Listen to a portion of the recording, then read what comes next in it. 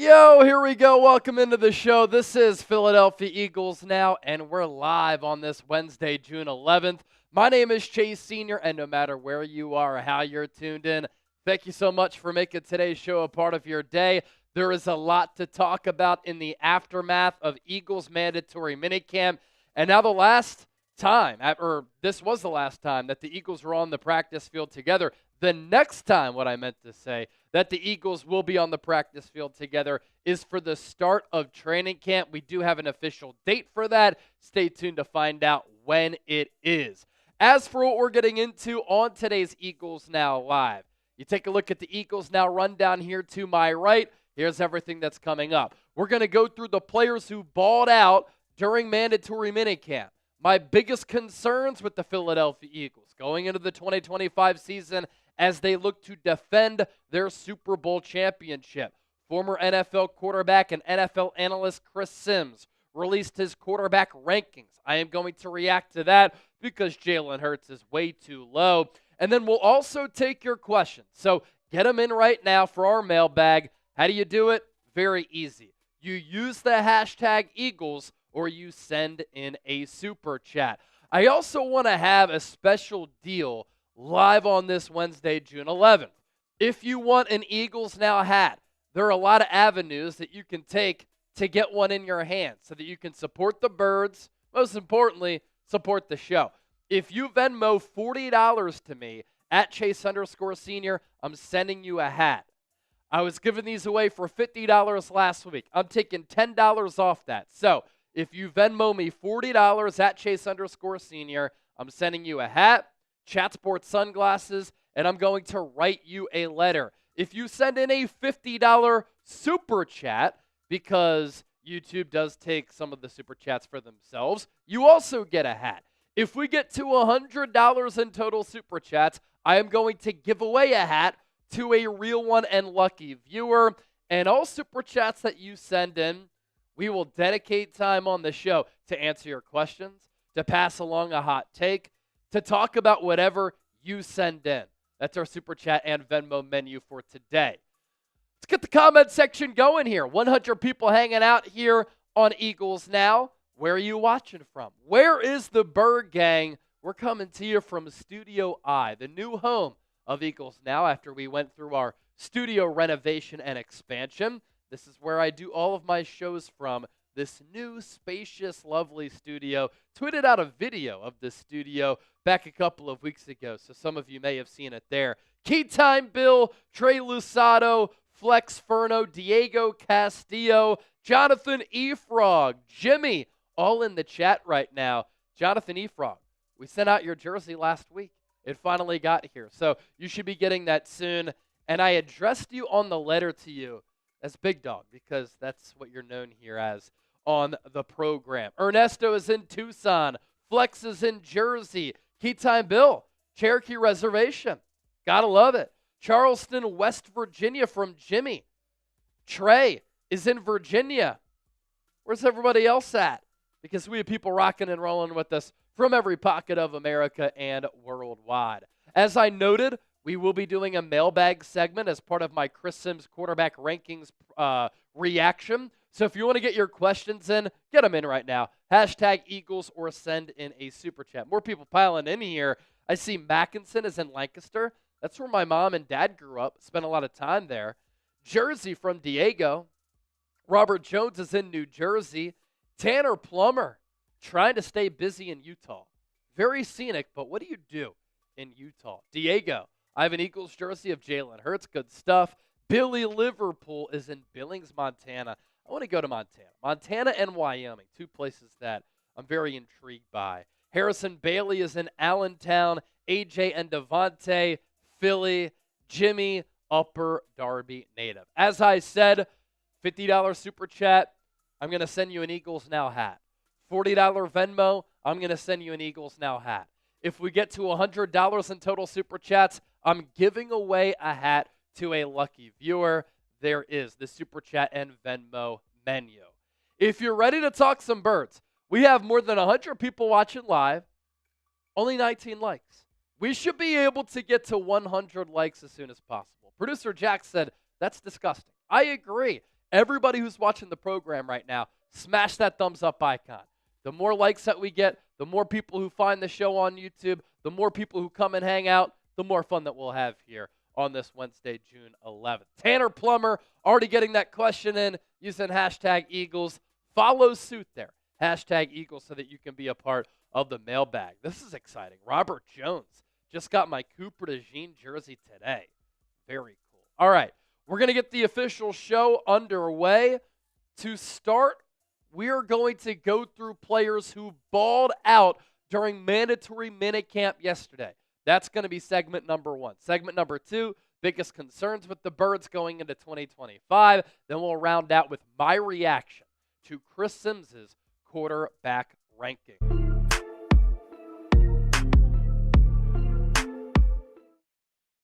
Hey there, welcome into the show. My name is Chase Sr. You're watching Philadelphia Eagles Now by Chat Sports. And no matter where you are, how you're tuned in, thank you so much for making today's show a part of your day. Coming up on the Eagles Now Rundown, we're going to go through the players who balled out during Eagles mandatory minicamp on Tuesday. We also now have a date for when Eagles training camp gets underway, July 22nd. There will be a public practice held at Lincoln Financial Field on August 10th. Tickets for that will go on sale on June 12th. Just wanted to pass along that information to all of our Real Ones viewers and loyal subscribers. So without further ado, to the players who balled out during minicamp, have to begin with the Super Bowl MVP in Jalen Hurts. How he played in the NFC Championship game and in the Super Bowl has carried over to the offseason to a degree where he has been absolutely sensational throughout this spring. And he's played such clean, smart, efficient, surgical football. In the 3 open practices, according to Elliott Shore-Parks, who is tallying this information, Hurts went 50 of 55 with no picks during OTAs and minicamp. And I think that's so impressive because Hurts this year has his 6th play caller and offensive coordinator since he was drafted back in 2020. Doug Peterson year 1, Nick Sirianni to start year 2, Shane Steichen after that. Then he had Brian Johnson, Kellen Moore in 2024, and Kevin Patullo upcoming in 2025. And there's a lot of pressure on the new Eagles offensive coordinator in Patullo. Can he bring fresh ideas, fresh concepts, some creativity to this Eagles offense? Can Philadelphia continue to adapt and evolve? They did that from 2023 to 2024 under Kellen Moore. They did not do that from 2022 with Shane Steichen to Brian Johnson in 2023. And it's very hard to win a Super Bowl, change an offensive coordinator, and then have a lot of success the following year. So that will be difficult for the Eagles. The good news is Vic Fangio and his entire staff defensively will be back in 2025. Player number 2 who balled out during mandatory minicamp, Kelee Ringo. He is in a very firm roster competition for that outside corner spot opposite of Quinyon Mitchell with the likes of veteran Adoree Jackson, who's been in the league since 2017, well-traveled, and a player who's played a lot of very solid football in his career. He was a star at USC as a returner and as a defender. Cooper DeJean has been getting some snaps at outside corner. So too has a young player like Eli Ricks. But on Tuesday during mandatory minicamp, you saw what the Eagles have seen in Kelee Ringo, why they moved up in the draft to take him, why they're high on him, why when I was at the Super Bowl in New Orleans, a lot of the talk from Christian Parker and other Eagles coaches and players there was about Kelee Ringo being a player who they are very high on going into the following season. And on Tuesday, a couple of really good pass breakups. One of his best plays was a play where he didn't make a play on the ball. He just provided blanketed coverage on A.J. Brown. And why Ringo is so intriguing, he's still so young. He's only 22 years old. And at Georgia, he had first-round talent. He struggled his final year, and that's why he dropped to the start of day 3 in the 2023 NFL draft. But his highs were very high. And he gives the Eagles something that is very hard to find at the cornerback position. A player who is 6'2", 207 pounds. That's safety size with corner speed at 4'3". And what we've seen from him is solid play with limited reps. Can he put it all together? We'll certainly see that this upcoming season. Player number 3 who performed very well at minicamp and turned some heads and opened up some eyes, second-year pass rusher, Jalix Hunt. The Eagles are really relying on Hunt to hunt in 2025. And I would imagine right now, Howie Roseman is not going to make a trade for a pass rusher because he wants to see these young edge rushers continue to ascend and develop, Nolan Smith and Jalix Hunt. And he also knows that in the future, the Eagles are going to have to hand out some new contracts to the likes of Jalen Hurts, Jalen Carter, Reed Blankenship, just to name a few. And so if the Eagles can have a couple of cost-controlled assets and cheaper players at those pass rusher spots and not have to make a trade for a Trey Hendrickson, a TJ Watt, a player at that level as far as play and salary, that's kind of a win for Philadelphia. And Jalix Hunt really came on at the end of last year in the regular season, and then in the playoffs, he was fantastic. Among all edge rushers in the playoffs, he had a 74 Pro Football Focus grade. That was 12th among 60 players at that position. His pass rush grade was 76.5. That was 7th. He had 2 sacks. That ranked 6th. He had 7 hurries. That ranked 7th. And he had 9 pressures.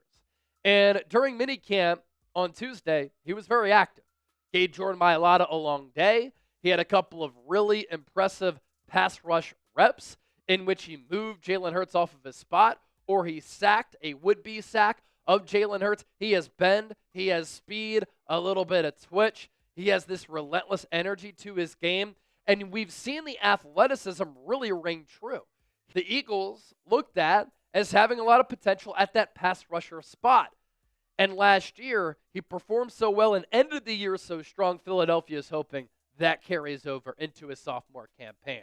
Before we continue to push forward on today's show, sorry to interrupt this great show, but this is just a quick reminder to hit that subscribe button. If you want daily shows on the birds from yours truly, my name is Chase Sr., hit that subscribe button.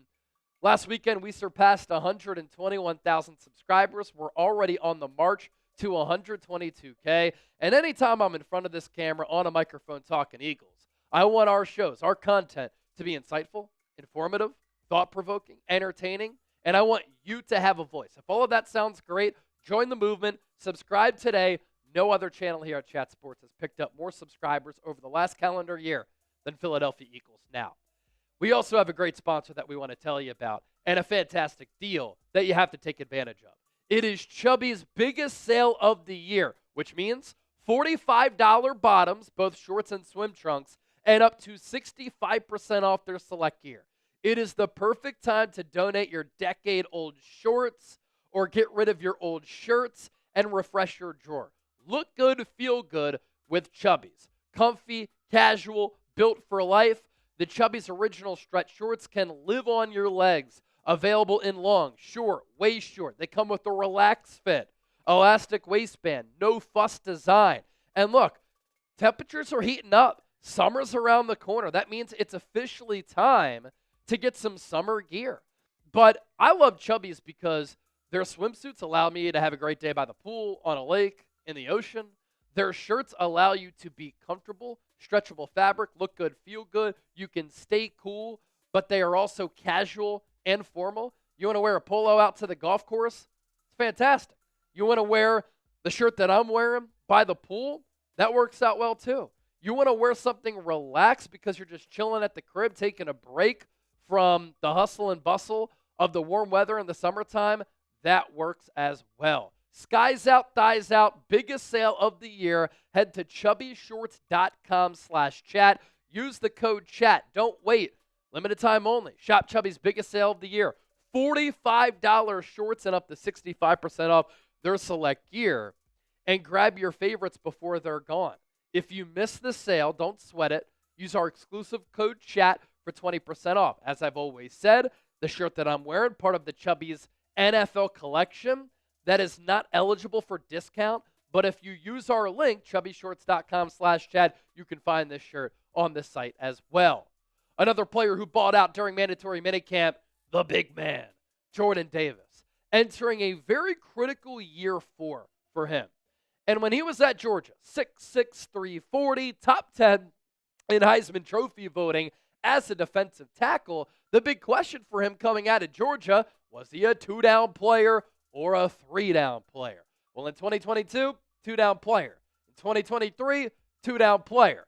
For most of 2024, he was a 2-down player. But then about the halfway point of the regular season, you saw something click for him. The light bulb turned on. The flip was switched. And he started to play really good ball. And then in the NFL playoffs, Jordan Davis dominated. Flanking Jalen Carter, he was terrific. He occupied a lot of real estate, allowing Jalen Carter to break free. He helped his other teammates along that defensive line make some plays. But how about how he graded out, according to Pro Football Focus? 86.8 on the overall grade, second among all defensive tackles. A pass rush grade nearly perfect of 90. That ranked third. And the run defense, pretty solid. What helped him click and what helped him find his groove is that he got in better shape. He fell in love with Peloton, started taking classes. He was able, in turn, to work on his stamina, shed some pounds. And if you've seen the photos of him this offseason, he's looking a lot slimmer, more spry, a lot more mobile and agile. And sometimes it takes defensive tackles a little while to finally find it. And I think that Jordan Davis is in line for a breakout 2025, and it started with the work that he put in last year. It's carrying over to the spring. Kyle McCord. I think that he's going to be QB3 once the season begins on September 4th against the Dallas Cowboys at Lincoln Financial Field as the Birds hoist that Super Bowl championship banner right in front of Jerry Jones in Dallas. It's going to be a beautiful sight. Kyle McCord this spring has played well. He's been spinning it. And I think that he's going to beat out Dorian Thompson-Robinson for the third-string quarterback role. And DTR wasn't dealt the best hand coming out of UCLA because he had to go to a dog shit organization in the Cleveland Browns. No structure, no stability, lack of foundation, bad roster, not the best coaching staff. I think that DTR has ability, but I think McCord's upside and his overall talent more intriguing than DTR. And coming out of Syracuse, McCord was one of my favorite quarterback prospects in this class. It's actually crazy that he fell to the Eagles all the way in the 6th round. Processes pre-snap very well, knows where to go with the ball, high football IQ, very cerebral as a quarterback. He anticipates very well with really good arm strength, good pocket feel, good pocket movement. He's very tough. I like his size at 6'3", 218 pounds. He was a winner in college at Ohio State and at Syracuse, a 22-4 win-loss record.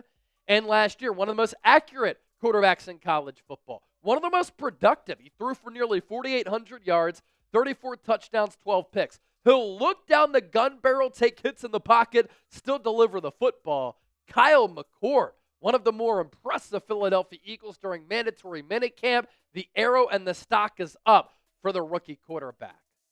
As for Danny Gray, he has a chance to make this roster. Danny Gray and Terrace Marshall, making things very interesting for that wide receiver 4, wide receiver 5 battle between Gray, Marshall, Anaya Smith, and Johnny Wilson. The latter two players drafted in the 2024 draft. But Danny Gray is a player who was taken in the 3rd round in 2022 by the San Francisco 49ers, and he didn't work out with the Niners. Had one career catch, was barely available. He is a little bit smaller, so he was banged up a lot. But Kyle Shanahan, very tough on young wideouts. That included him being tough on Gray. He never saw the field. But what's intriguing about Danny Gray is the athleticism. It's the speed. It's him running a 4.3 40-yard dash coming out of SMU. We know that the Eagles really value those relative athletic score grades. Danny Gray's RAS score was nearly 9.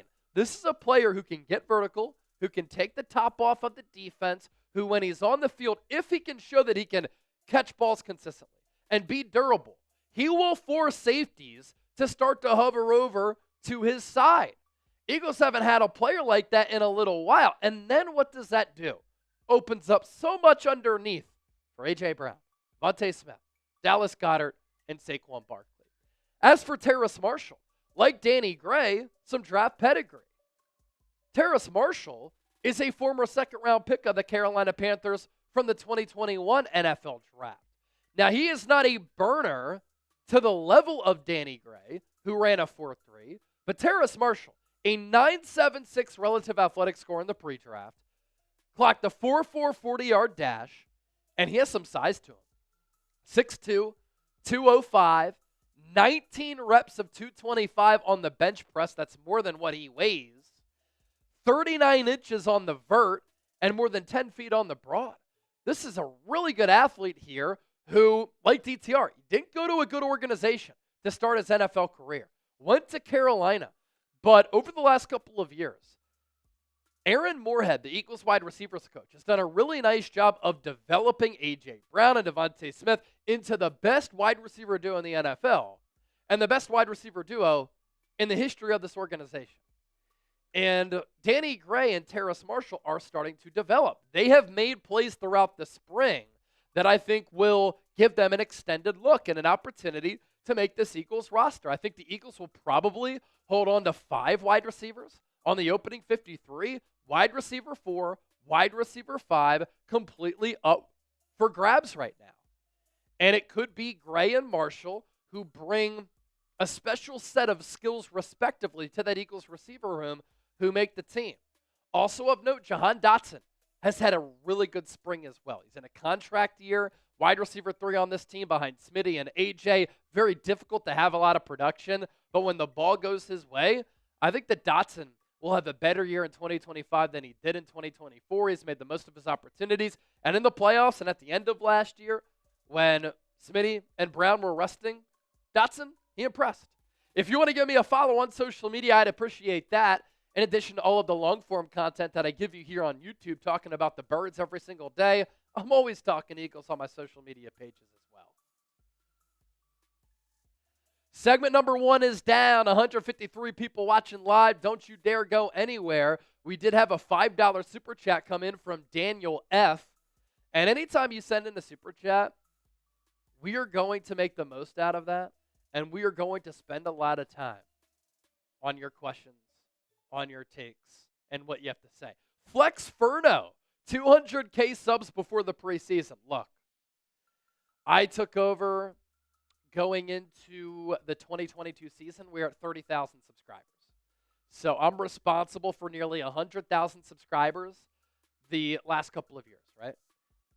I don't think we're going to get to 200K before the preseason. Before the end of the season, shoot, if the Eagles go on another Super Bowl run, I think 200K is definitely doable because the Eagles are becoming such a popular team nationwide and worldwide. Daniel F., $5. How has Tanner McKee performed so far? And what are the chances that he's traded by the deadline? Good stuff right here. I'll also answer this as part of our mailbag. So Tanner McKee has had a really good spring. I think he's one of the top backup quarterbacks in the NFL going into year 3. He throws with such great timing, anticipation, and touch, especially on those boundary balls and the back shoulder balls. I thought how he played in relief of Kenny Pickett against the Cowboys in Week 17. How he played against the Giants starters with backups in Week 18 was awfully impressive. And I think at some point, Tanner McKee can become a starter in this league. And if another team is dying for a quarterback, I wouldn't be surprised if the Eagles fetch a second-round pick for him. If they really like how McCord is developing, and if they really like DTR, and if there's a little bit of a logjam at quarterback, and another team offers the Eagles and Howie Roseman really good draft compensation, if I'm Howie, I'd be tempted to potentially make a deal. Now, the Eagles do have 13 picks in the 2026 NFL Draft, but shoot, a second-rounder is a second-rounder. Let's go back to our Super Chat menu here. Do you want a Philadelphia Eagles now hat? Do you want to rep and support the show? A couple of ways that you can come away with one today. If you Venmo me $40 today, just on this live show, at Chase_Senior, I'm sending you a hat. If you send in a $50 super chat, I'm sending you a hat. If we get to $100 in total super chats on the show, I will pick a winner as far as an Eagles Now hat giveaway. And all super chats, we will dedicate time to them like we just did with Daniel F. It goes a long way in supporting the show. Look at my phone right now. No Venmos that have come in.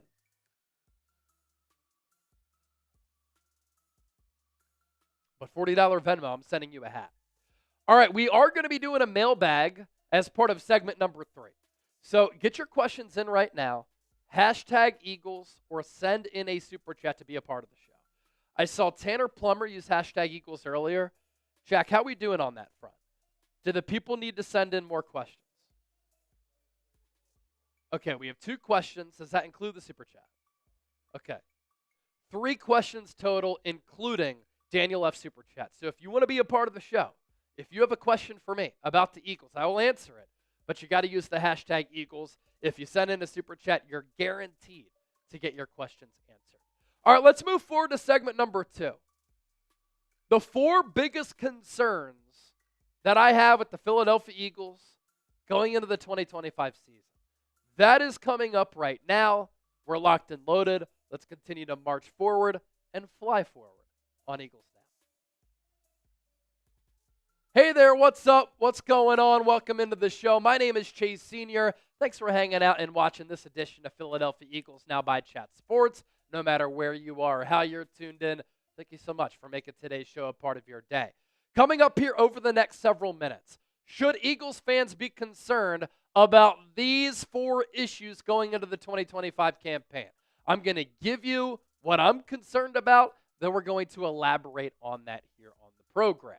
First, let's begin with this. I just showed you a photo of some passionate Eagles fans from the early 2000s at Lincoln Financial Field. That era shaped my love of football and shaped my love for the Philadelphia Eagles. So if you love being an Eagles fan, I want you to hit that thumbs up icon and like the video right now. And while you do that, I want you to give me the year that you became an Eagles fan. For me, 1996, when I was only 4 years old. So should fans be concerned going into 2025 as the Eagles look to defend their Super Bowl championship? I have 4 questions and 4 topics that I want to touch on here. How will Philadelphia handle being the defending Super Bowl champions? The Eagles must replace a lot of snaps on defense for players who have departed this organization. The Eagles also lost some really important leaders. And how will new offensive coordinator Kevin Patullo step in for Kellen Moore? And let's begin with how the Eagles will handle being the hunted and not the hunter. Think back to 2023, after the Eagles had made it to the Super Bowl in 2022. Of course, they lost Super Bowl 57, but that gives us an example, and it gives the Eagles experience of how to handle a potential Super Bowl hangover. Can they learn from what transpired in 2023? When, during that season, the vibes were weird all year, the Eagles got off to a really good start, but they pulled out a lot of fluky dubs, so they weren't as good as what their record showed. The defense was horrific under Sean Desai, and then not any better under Matt Patricia. And then the offense under Brian Johnson was vanilla and predictable. The Super Bowl hangover, it was alive and well for Nick Sirianni and the Birds in 2023. And the collapse at the end of the year was as ugly as it could get. The Birds losing 6 of their last 7 games. And everything that could go wrong pretty much went wrong.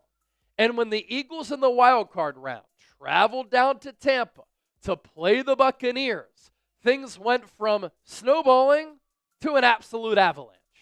What an embarrassing display of football that was that night in prime time at Raymond James Stadium when the Eagles looked disinterested and it looked as though they didn't want to be on the field. They couldn't tackle. The effort was piss poor. They couldn't do anything well on either side of the ball. They couldn't even run a brotherly shove effectively as they got stopped on the goal line by Todd Bowles' defense. That 32-9 loss in the playoffs left a lot of people wondering, is the Super Bowl window closed? Should Nick Sirianni get fired? Now, to the Eagles' credit, the Eagles bounced back, and they won the Super Bowl last year.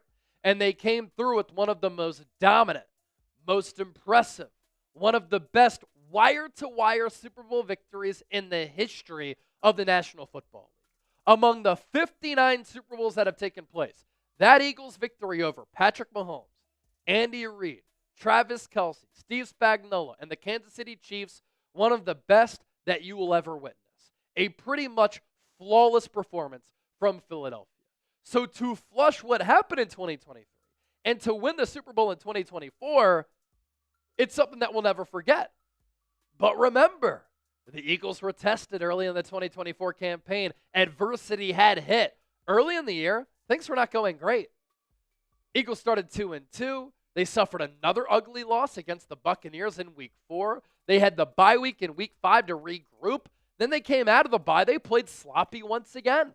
Only beat the Browns 20-16 in a game that came down to the wire. And it's the start of last year. And what happened in 2023 gives the Eagles perspective, gives the Eagles an example of how to deal with adversity and tough times. And I think the Eagles' experiences from 2022 and 2023 can help them here in 2025. But of course, it's a little bit of a concern. Here's what Nick Sirianni said on having sustained success. He said this offseason, I focused on that. What were the common denominators of different coaches that I talked to, or players that I spoke with, or Olympian Michael Johnson, other sports that we talked to? What were the common denominators of sustained success? Without getting into everything, I think there's two sides of it. The main thing is it takes what it takes, right? You're going to have to be able to work extremely hard, and you're going to have to be able to overcome adversity. You always have to be right in the moment of where you are. As I've done research and talked to these guys, and we've had an element of sustained success here as well, but you can have two ends of it. You rest on your laurels, you rest on your past accomplishments, and you're not here working or you're looking too far ahead of how we do this again. We're focused on our process and how we get better every single day. If your process is right, then it gives you the best chance to win. Doesn't necessarily mean you're going to win, but it gives you the best chance to win. Our goal is to just focus and to focus on where we are at this particular moment, to put the work in, to overcome the adversity, and the rest will take care of itself. Now, a good sign early in this offseason is that the Eagles aren't dealing with any drama. No contract holdouts, no contract beef, no contract standoffs. Every player on the 90-man roster was in attendance for Eagles mandatory minicamp. That is a good way to start the offseason. Number 2 on my concern list, the Eagles have to replace more than 4,000 snaps on defense from the 2024 campaign. Vic Fangio will be tested because there is a youth movement with this defense, and Vic Fangio is going to have to replace a lot of marquee players from the number 1 overall defense from last year that won the Super Bowl. Darius Slay is in Pittsburgh. Milton Williams is with the New England Patriots. C.J. Gardner-Johnson traded to the Houston Texans. Josh Sweat, Arizona Cardinals. Isaiah Rodgers, Minnesota Vikings. And all the players on that list, except for C.J. Gardner-Johnson, they got a much-deserved bag. Brandon Graham retired. Avonte Maddox went back to his home state of Michigan. He's with the Detroit Lions. Bryce Huff traded to the Niners. Oren Burks signed with the Cincinnati Bengals. Now, of course, all of those players brought a different level of play and workload and snap counts to Philadelphia. But at some point or another, they were counted on or looked at as marquee contributors. And so this Eagles defense in 2025 is going to look a lot different. I have trust that Vic Fangio is going to be able to make it work because last year he comes in after the Eagles were one of the worst, maybe the worst defense in 2023, turned it around. And it took him about 4 or 5 weeks to do so. But coming out of the bye, from that point on, the Eagles really found their groove defensively. They were the number 1 defense in the National Football League. He did that in year 1. So Vic Fangio can do that going into year 2 with a couple of changes on that Eagles roster. It's one of the best defensive minds in the history of football. before we continue to move forward on today's show, let me know. Which team in the NFC stands in the Eagles' way of repeating as Super Bowl champions? Which team do you think is the biggest threat to Philadelphia in trying to make it back to the Super Bowl? We do have a great deal that we want to tell you about thanks to our friends at Fanatics. Don't these shirts look familiar? Don't they look fresh? Well, these are the shirts that the Eagles wore inside the Superdome, on the field in New Orleans after they won the Super Bowl, and in the locker room when they were celebrating hoisting that Lombardi trophy. They are on sale now, 50% off for only $20. This deal, limited time only. So all you have to do, it's very simple. Use that link down below, chatsports.com/SB shirt. You plug in that link, it takes you to Fanatics. You'll see the deal loud and clear right in front of you, 50% off. You use our link, and Fanatics will know that Chase Sr., Eagles Now, and Chat Sports sent you. Number 3, the Eagles lost last year some very valuable leaders. And part of the reason why the Eagles have been so successful under Nick Sirianni, they've had a great championship culture. Nick Sirianni and this Eagles organization, Jeffrey Lurie, Howie Roseman, they value culture. Darius Slay was a part of that. He was a team captain. And last year, he played at a really high level coming off a 2023 season where he struggled and he was also injured. He was one of the more respected players inside that Eagles locker room. He crosses the state. He's with the Pittsburgh Steelers, and the Steelers are raving about the leadership that Darius Slay, big play Slay, is bringing the Steelers. C.J. Gardner-Johnson, I know that he's a little bit noisy. I know that he can be difficult to contain, but my gosh, the emotion that he played with, the fire that he took to the field with, the swagger, the confidence, the physicality, the versatility, the big play making, he was the heart and soul, the backbone of that Eagles back end. It's extremely risky that the Eagles traded him away. They saw what happened year over year from 2022 to 2023. Teams tried to bully the Eagles when C.J. Gardner-Johnson was on the team. They weren't having it. When he wasn't on the team, teams bullied Philadelphia. How do the Eagles respond? How do they deal with not having a player to the level of C.J. Gardner-Johnson on and off the field? Brandon Graham is one of the most iconic Eagles in the history of this organization. 15 years in the National Football League, consummate pro, another team captain, a guy who would be uplifting, positive, vivacious personality. He would make people smile and gravitate to him in that locker room.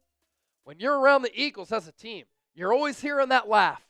You're always sensing that smile. You're always feeling that presence of BG.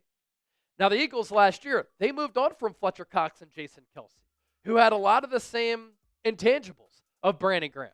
They won the Super Bowl.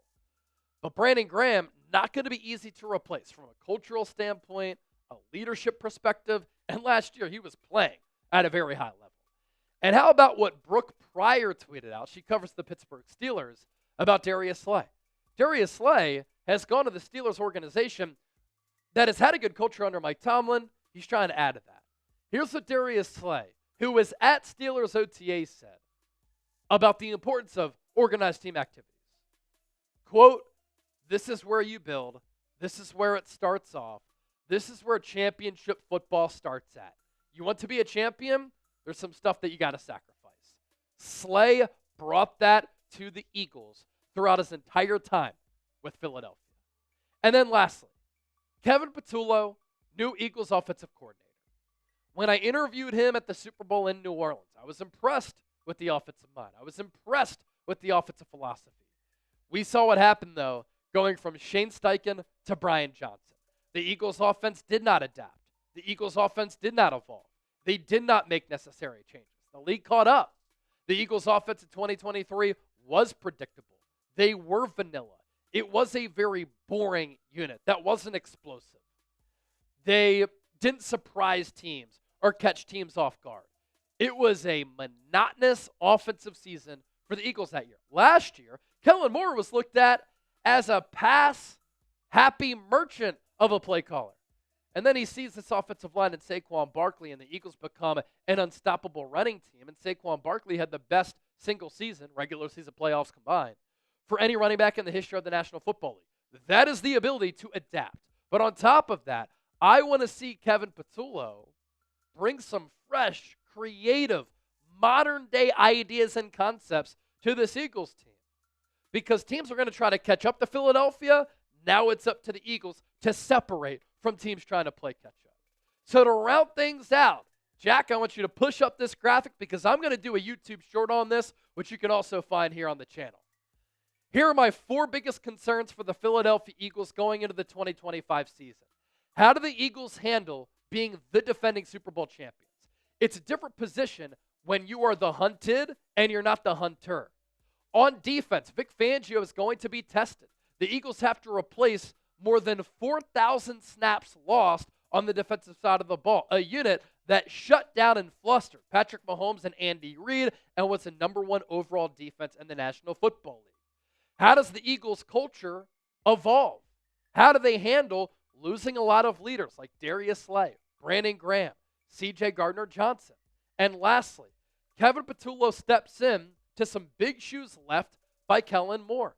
Does he bring fresh concepts, creative ideas? Does he adopt some modern-day concepts to keep this offense changing and evolving so that other teams don't catch up to Philadelphia? All of the talent is there, and what a great career opportunity this is for Kevin Patullo.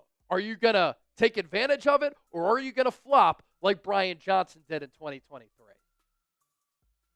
If you enjoyed today's Philadelphia Eagles Now, real one, roll call. Give me a real one down in the comments section. We appreciate your support as always, and don't forget to subscribe.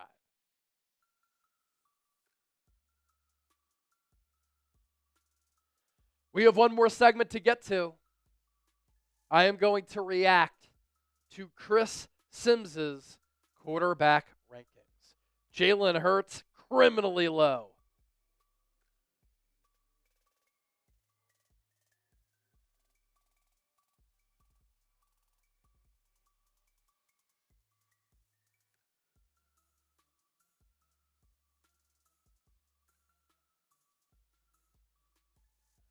Gino and Joseph giving me a real one. Diego Castillo, real one. Carol Hosey, I see you, girl. R. Wilson, real one. Earth, real one. Trey Lasado, real one. Philly Prod saying, yo, what's up, what's up? Harrison Bailey became an Eagles fan in 1987. How about this? Key time Bill. Roman Gabriel quarterback. That's a throwback name right there. All right, this is your last chance to get your questions in for our Eagles mailbag. Use the hashtag Eagles or send in a super chat. You see all the comments that come in during the live show. That allows producer Jack to filter through all of those comments and then pop up the ones that have hashtag Eagles. Now, also, our second to last call for this. Do you want a Philadelphia Eagles Now hat? Usually we give these away for a $50 Venmo. I'm bumping that down to $40 for today's show. Venmo me $40 at Chase_Senior. I'm sending you a hat. Now, if you send in a $50 super chat, I'm also going to send you a hat. If we get to $100 in total super chats, we're going to do an Eagles Now hat giveaway. And anytime you send in a super chat, we dedicate time to you because we really, really appreciate your support. So with that, let's segue and pivot to segment number 3. Segment number 3. Chris Sims' quarterback rankings are out. We're going to react to those, and then we are going to take your questions. Thanks to everybody for rocking and rolling with us, providing you with some fantastic content, and let's keep it moving. Coming up here on Philadelphia Eagles Now, my name is Chase Senior. Thank you so much for hanging out and joining me. I am going to react to Chris Sims' 2025 quarterback rankings going into this upcoming season. On the back half of the show, I am going to take questions from our real ones, loyal viewers, and loyal subscribers. Before we do that, I need your help. I promised my bosses that in the month of June, we would pick up more subscribers than we did in the month of May. And they said, you better accomplish that or else. I'm not sure what the or else means, but they have the right to fire me if they want. In the month of May, Eagles Now picked up 1,132 new subscribers. In June, we have to beat that number. So far this month, we're off to a really good start. At about the halfway point of the month, we've picked up 400 subscribers as of Wednesday, June 11th. We have some work to do. I think that we can get there. And at the end of the day, do you want the best Eagles coverage right here on YouTube? I'm your boy Chase Sr. Lock us in and hit that sub button. So going into the 2025 season, former NFL quarterback and current NFL analyst Chris Sims released his 2025 quarterback rankings. And they come in a few different tiers. The first tier is the core four. His top four quarterbacks in order from 1 to 4. Number 1, Lamar Jackson. Number 2, Josh Allen. Number 3, Joe Burrow. And number 4, Patrick Mahomes. 5 through 10, I think things start to get a little bit wonky here. He has a surgicality tier. That is Jaden Daniels. After 1 year of playing in the NFL at number 5. Matthew Stafford at number 6. C.J. Stroud at number 7. The Pocket Rockets. Remember growing up, we thought we were funny when we would be like to your friends, you got a rocket in your pocket? Justin Herbert at number 8. Baker Mayfield at number 9. And then at number 10, it's the Super Bowl champion, the Super Bowl MVP, the Truth Hurts category, Eagles quarterback Jalen Hurts. Now, my take on all of this, I think the top 4 quarterbacks are hard to debate. And you can mess around with the order, but I do think that those 4 quarterbacks are the best 4 quarterbacks in the National Football League. And I'll give you my top 10 coming up here in just a few moments. 5 through 10, though, becomes very interesting in my opinion. With Jalen Hurts winning a Super Bowl, Jalen Hurts winning Super Bowl MVP, the track record that he has, the amount that he's won, the clutch gene, which has been Jordan-esque like his rival, he has to be higher. We judge quarterbacks on winning Super Bowls. That's why Tom Brady and Joe Montana are considered the 2 GOATs, because they have the most Super Bowls individually among quarterbacks in the history of the National Football League. And I think that there is value in this, that Jalen Hurts plays his best football when the pressure is on. NFC Championship game and in the Super Bowl, he was incredible. And people want to knock Jalen Hurts for quote-unquote being carried. I disagree with that lazy and casual analysis, because if a team is elite at something, it would be straight up idiotic to not rely on those strengths. That's like saying Steph Curry shoots so much, he has to change it up. Stop shooting threes. The Eagles had the best offensive line in football, and they had Saquon Barkley, who was top 5 in MVP voting, who had more than 2,000 rushing yards in 16 games, who broke the record for the most rushing yards in a single season, regular season, and playoffs combined. Why would you not rely on your strengths, your identity, and the pillars of your football team? It's not to say that Jalen Hurts sucks. Jalen Hurts still had, 35 touchdowns and 5 interceptions last year? And don't tell me, a lot of those touchdowns, they came on the tush push. There's no other quarterback in the world who can run that play to the degree of success and efficiency that Jalen Hurts can. It is a Jalen Hurts specific play. Again, admire somebody's strengths. Take advantage and utilize those strengths. If you have an employee that does something extraordinarily well, you want them to continue to do that. You don't want to make them do something that they're not good at. Now, can Jalen Hurts be more consistent as a passer? Yes. Has the pass game been clunky at times? Yes. And part of that is on Jalen Hurts. Part of that is on the offensive philosophy, the play calling, the system. Part of that is on the fact that passing at the NFL level is rhythm-based. It is momentum-oriented.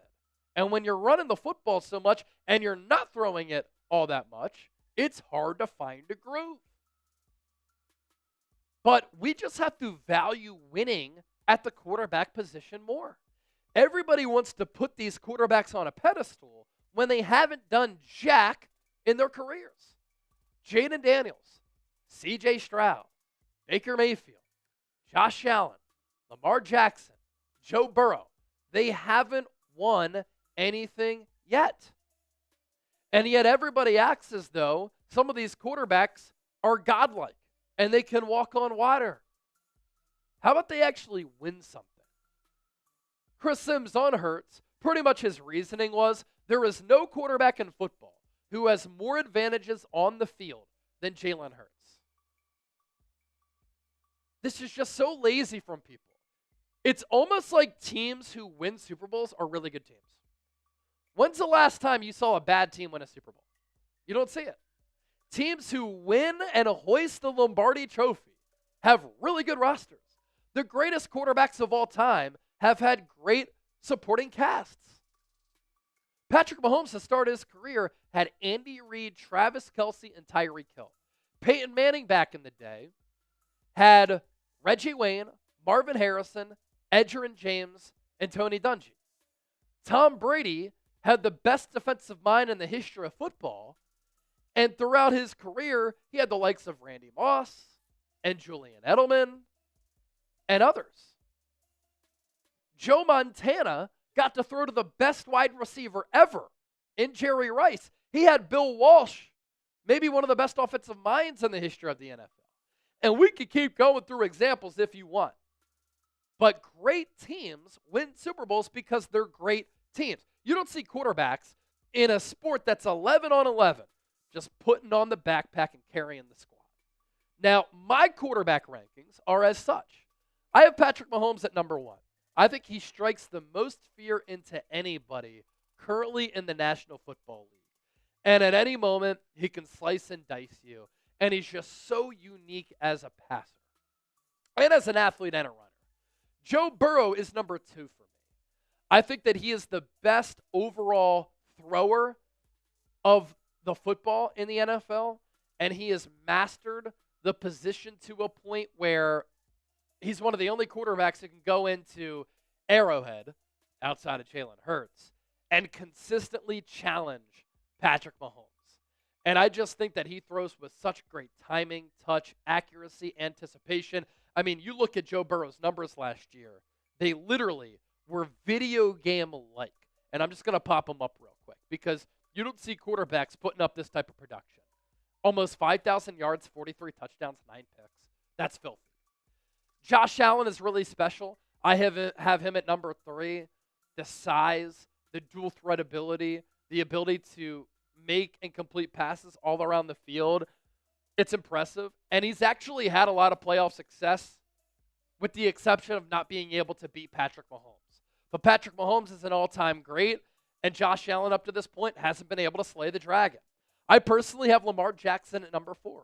He's one of the most dynamic players at the quarterback position in the history of the NFL. He is deadly every time he has his hands on the football. But I think there have been inconsistencies for him as a passer. I think that his lack of playoff success really hurts him. And don't act like he hasn't had good teams. They had the number 1 seed in the AFC 2 years ago. They choked against the Kansas City Chiefs at home. I have Matthew Stafford at number 5, right ahead of Jalen Hurts. More on that in a moment. I have Jaden Daniels at number 7. Baker Mayfield, the last 2 years, he has been a top 10 quarterback in the game. I have C.J. Stroud at number 9. And at number 10, you could throw a couple of different quarterbacks out there. I'd probably go the route of Justin Herbert. I'm a big Brock Purdy guy because he's been one of the best quarterbacks in the NFL since coming into the league in 2022. But I'm not sure if he's top 10 coming off a year last year in which he struggled. A couple of other quarterbacks who you can throw in there at that number 10 spot. Now, for me, Stafford is ahead of Hurts because he's a better thrower of the football. He's more consistent, has a better arm, throws with better timing, touch, accuracy, and anticipation. He also won a Super Bowl too. Stafford is also 10th all-time in passing yards with some meat still left on the bone. And he's 10th all-time despite playing for an awful organization with the Detroit Lions to start his career. But why I think Hurts is elite, track record of winning, check. He's outplayed Patrick Mahomes in both Super Bowls. He's put up nearly 700 yards and 7 touchdowns against Steve Spagnuolo, one of the top defensive minds in the history of the NFL. Jalen Hurts also has all of the intangibles. Intangibles, leadership, very important at the quarterback spot. His dual threat ability is special, and it's not just the tush-push. Look at Jalen Hurts' rushing touchdowns throughout his career. He's been very dynamic in that regard. Shoot, 40 yards to the crib, opening drive against the Rams in the divisional round. And I also think that Jalen Hurts has the best deep ball in the NFL. The level of efficiency he throws downfield, it's really special. So grade Chris Sims' quarterback rankings for me. A, B, C, D, or F. Let me know down in the comments section right now. I'm interested to see what all of you say and where your opinions are on this subject. Our sponsor for today's Philadelphia Eagles now, our friends at Chubby's. Don't wait for a limited time. Shop Chubby's biggest sale of the year, $45 shorts, up to 65% off select gear. Head to chubbyshorts.com/chat. Grab your favorites before they're gone. If you miss the sale, don't sweat it. Use our exclusive code CHAT for 20% off. Support the show. Let them know that Chase Senior Chat Sports and Eagles Now sent you when that survey asks. And get ready to turn some heads because summer is about to be here. You have to dress like it in Chubby's. Comfy, casual, built for life. I love their shorts. I love their swim trunks. I love their polos. I love their shirts. This is gear that you can wear on a date, if you're out on the town, taking down some drinks with the homies, out on the golf course, hanging out by a pool. Versatility. I love their color schemes, all of their designs, built for comfort. If you want to crash a wedding, you can do that. I know it's wedding season. I was in a wedding last week. Shout out to Mitchell Renz and his lovely wife, Alex. He's the host of the Raiders Report. I was a groomsman in that wedding last week. You know what I did during a pool day on Saturday?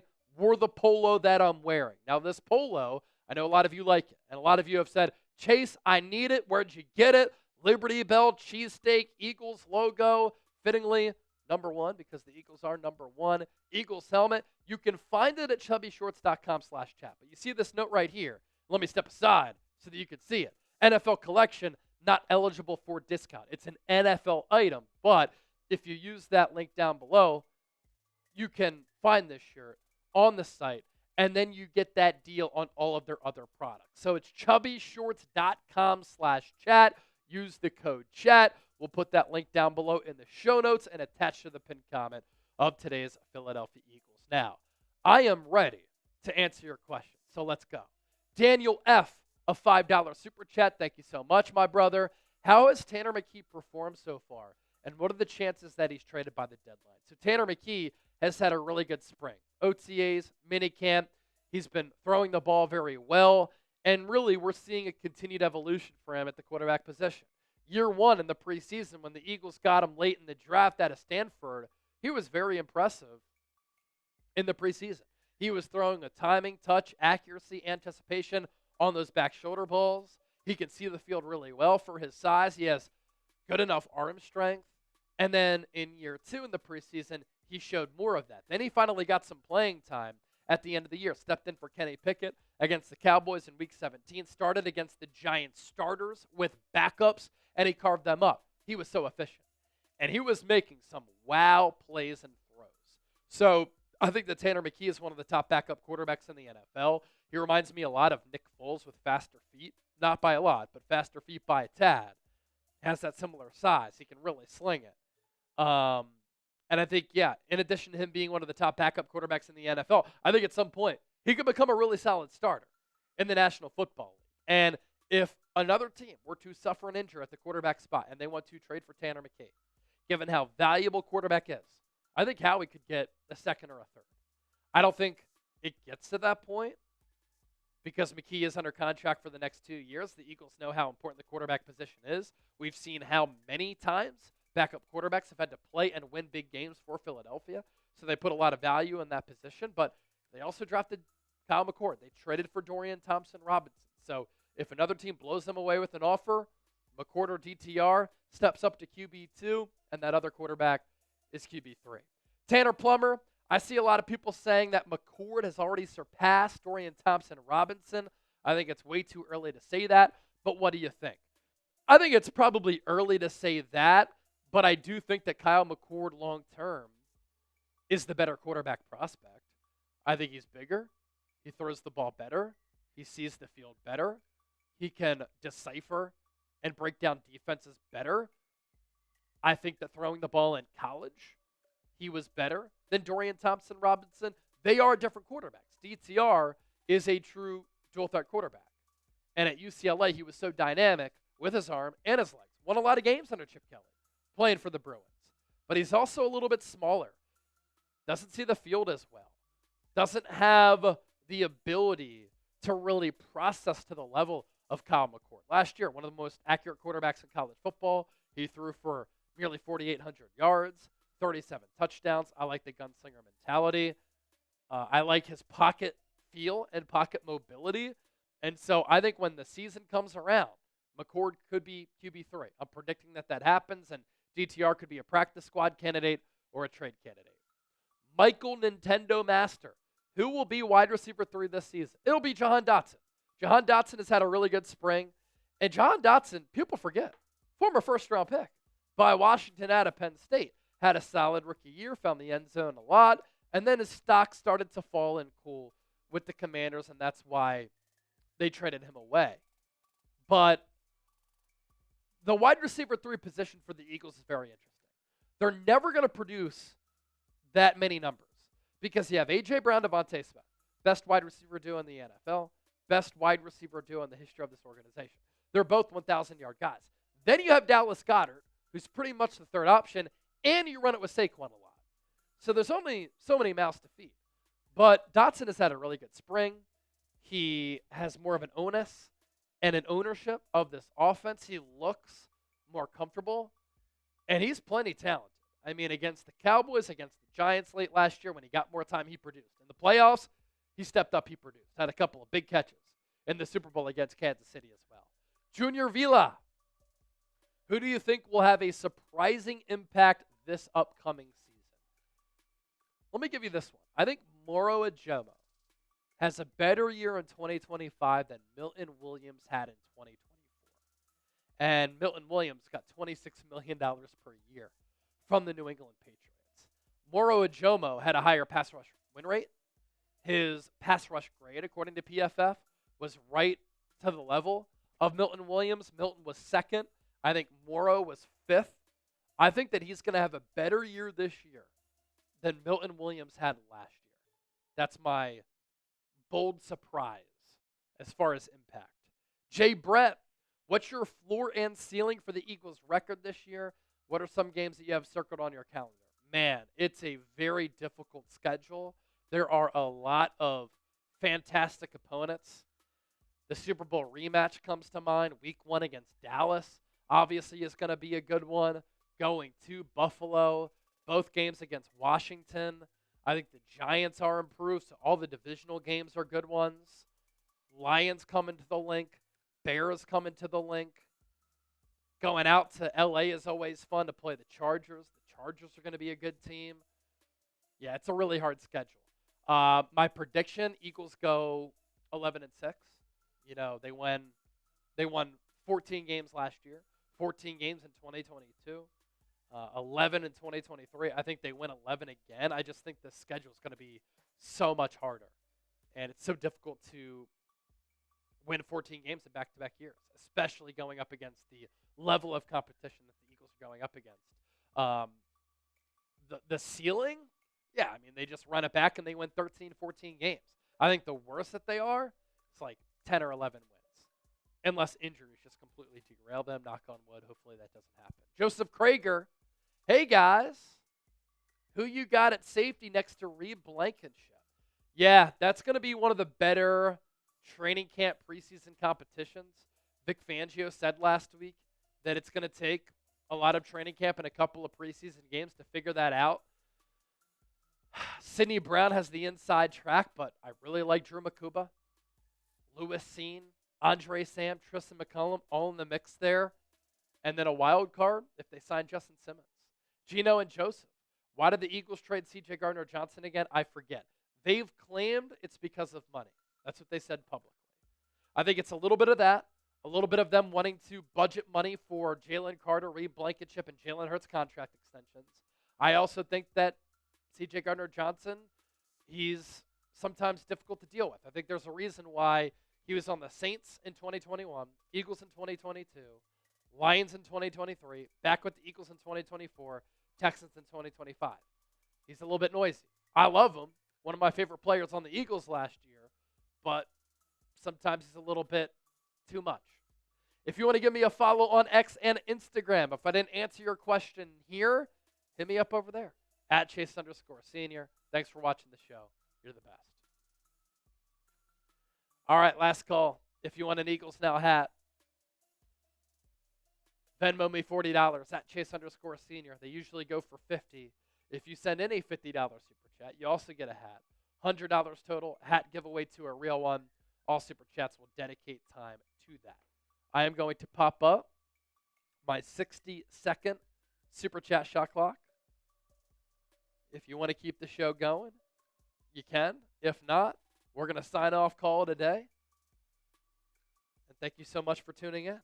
Fully promoted. C.J. Gardner-Johnson was smoking weed next to Jeffrey Lurie during the parade. I feel like if that happened, we'd see video of that by now, right? I mean, they were smoking cigars. I saw C.J. smoking a cigar. Smoking a joint or a blunt next to Lurie, that'd be crazy. Gino and Joseph, that's why the Eagles need another safety? Yeah, it's a question mark for sure. DM said he's a real one. Thank you. Trey Lovato had his first touchdown. It was against Green Bay. Who's that? Oh, Jahan Dotson. Yeah, he scored a touchdown against the Packers in the divisional or wild card round.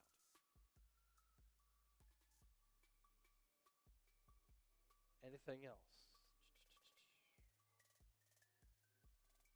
All right, good stuff. We are going to sign off. Thanks to everybody for tuning in. More content to come tonight. More content to come tomorrow. Content coming your way every day. That's why you subscribe, and we'll catch you soon. Go Birds. Peace.